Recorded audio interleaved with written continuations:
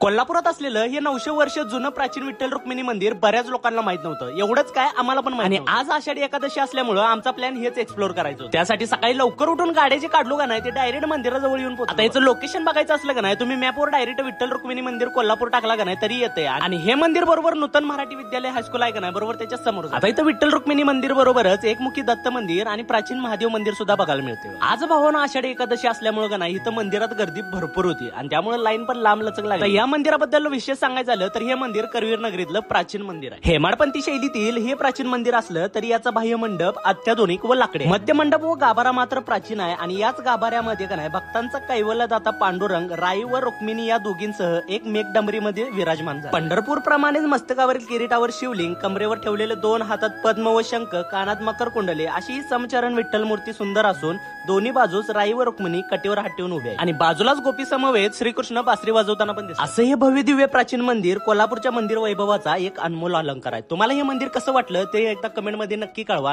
आणि व्हिडिओ आवडला असेल तर लाईक करा, कमेंट करा, शेअर करा आणि असंच व्हिडिओ बघण्यासाठी तुमच्या भावाला फॉलो करा विसरू नका. चला.